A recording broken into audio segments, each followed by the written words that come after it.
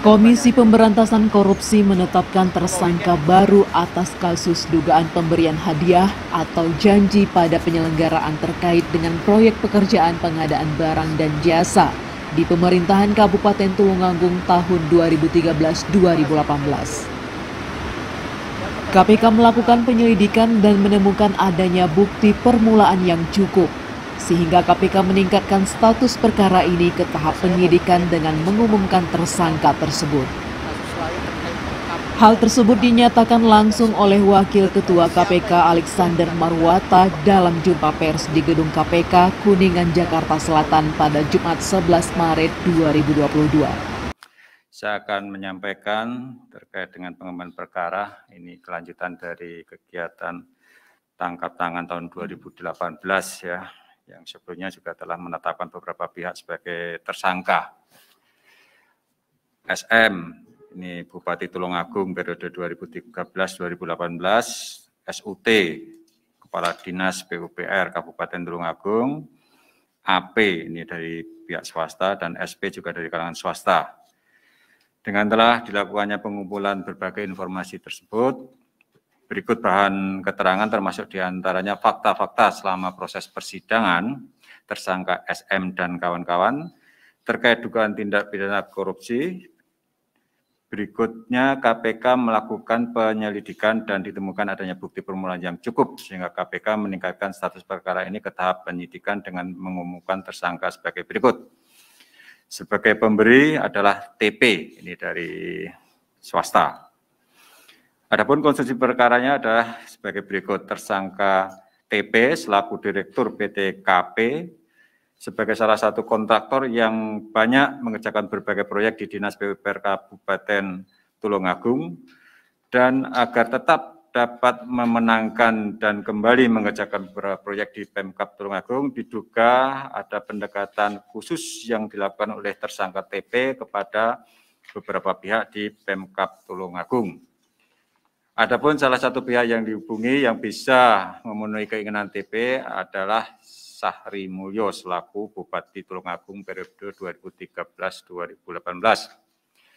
Sebagai bentuk komitmen atas dimenangkannya tersangka TP dalam beberapa proyek yang dikerjakannya, selanjutnya tersangka TP diduga memberikan sejumlah uang dalam bentuk fee proyek pada Sahri Mulyo dengan nilai besaran bervariasi menyesuaikan dengan nilai kontrak pekerjaan. Pemberian fee proyek tersebut diduga disepakati baik sebelum maupun setelah proyek dikerjakan. Beberapa proyek yang dikerjakan oleh tersangka TP diantaranya adalah sebagai berikut. Tahun 2016 mengerjakan beberapa proyek dengan total nilai proyek sekitar 64 miliar dan fee yang diberikan diduga sejumlah 8,6 miliar. Tahun 2017 mengerjakan beberapa proyek dengan total nilai proyek sekitar 26 miliar dan fee yang diberikan sejumlah sekitar 3,9 miliar.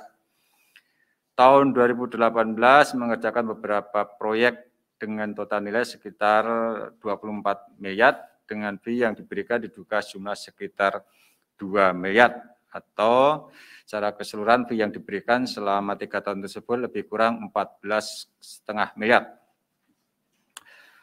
Atas perbuatannya tersebut, tersangka disangkakan melanggar pasal sebagai berikut. Tersangka TP selaku pemberi disangkakan melanggar pasal 5 ayat 1 huruf A atau pasal 5 ayat 1 huruf B atau pasal 13 Undang-Undang Republik Indonesia nomor 31 tahun 1999 tentang pemberantasan tindak pidana korupsi sebagaimana telah diubah dengan Undang-Undang Republik Indonesia nomor 20 tahun 2001 tentang perubahan atas Undang-Undang nomor 31 tahun 1999 tentang pemberantasan tindak pidana korupsi.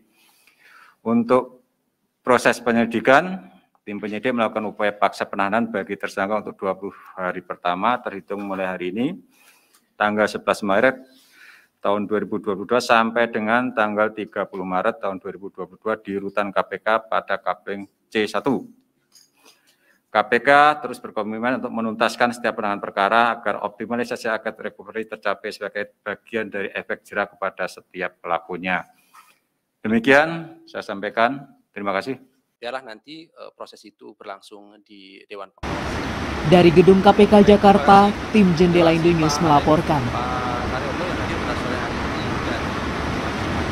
Saksikan informasi-informasi selanjutnya hanya di Jendela Indo News, informasi akurat dan terpercaya.